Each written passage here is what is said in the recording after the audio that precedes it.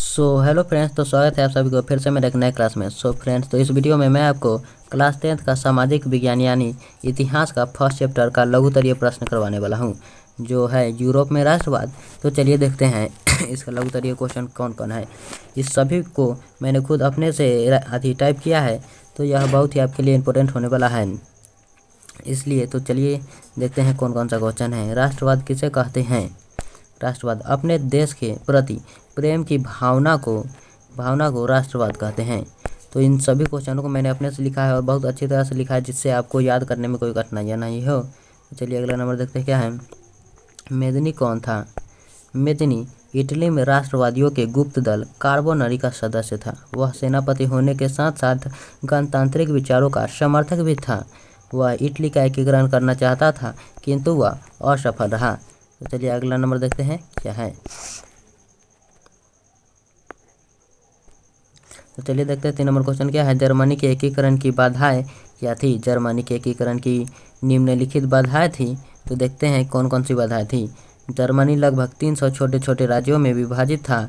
यह राज्यों में राजनीतिक, सामाजिक तथा धार्मिक विषमताएं थी। राष्ट्रवाद की भावना का अभाव था और यहाँ पर ऑस्ट्रिया का हस्तक्षेप भी था। मेटरनिख का घोर प्रतिक्रियावादी जो राजा था, उसी की वजह से हुआ। तो चलिए देखते हैं अगला नंबर क्या है। मेटरनिख युग क्या है? उत्तर में देखते हैं मेटरनिख ने 1815 से लेकर 1848 तक ऑस्ट्रिया में शासन किया।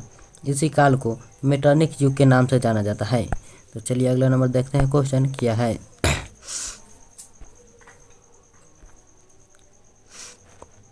तो चलिए देखते हैं 5 नंबर क्वेश्चन क्या है। 1848 के फ्रांसीसी क्रांति के कारण क्या थे? 1848 फ्रांसीसी क्रांति के निम्न कारण थे। लुई फिलिप की कमजोर एवं उदारवादी नीति का होना, लुई फिलिप की असफल विदेशी नीति का होना, राज्य में भूखमरी एवं बेरोजगारी का बढ़ना। तो यही सभी कारण थे जो आप अच्छे से देख लीजिए। चलिए 18 नंबर क्वेश्चन देखते हैं क्या है। इटली जर्मनी के एकीकरण में ऑस्ट्रिया की भूमिका क्या थी? चलिए इसका उत्तर देखते हैं क्या है। इटली तथा जर्मनी के एकीकरण में ऑस्ट्रिया की महत्वपूर्ण भूमिका थी। इटली तथा जर्मनी के विरुद्ध ऑस्ट्रिया था।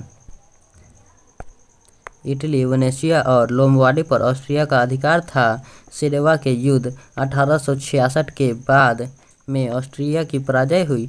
इटली पर से उसका प्रभाव समाप्त हो गया। जर्मनी ऑस्ट्रिया के अधीन शक्तिहीन साम्राज्य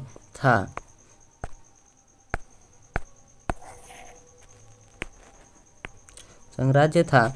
उत्तरी जर्मनी महासंघ की स्थापना के बाद जर्मनी पर से ऑस्ट्रिया का प्रभाव समाप्त हो गया। तो चलिए देखते हैं अगला नंबर क्वेश्चन यह है। अगला नंबर क्वेश्चन है वियना कांग्रेस की 2 उपलब्धियां बताएं। तो वियना कांग्रेस की 2 उपलब्धियां, इसका उत्तर है यह कांग्रेस की 2 उपलब्धियां निम्न हैं। वियना कांग्रेस द्वारा यहाँ हो जाएगा बुर्बो वंश की पुनः स्थापना की गई। वियना कांग्रेस द्वारा लुई 18वां को फ्रांस का राजा बनाना। चलिए देखते हैं 8 नंबर क्वेश्चन क्या है। जर्मनी के एकीकरण के लिए बिस्मार्क ने कौन सी नीति अपनाई? जर्मनी के एकीकरण के लिए सैन्य शक्ति के महत्व को समझता था, इसलिए उन्होंने रक्त और लौह की नीति को अपनाया या अवलंबन किया। चलिए देखते हैं 9 नंबर क्वेश्चन। यह 9 नंबर क्वेश्चन है।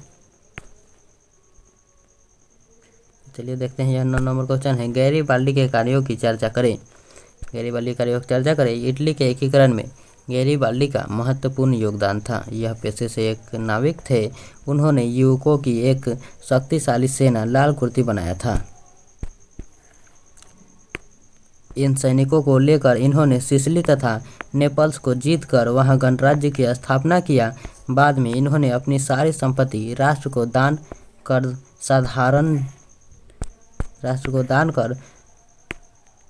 साधारण किसान की भांति जीवन गुजारने लगे।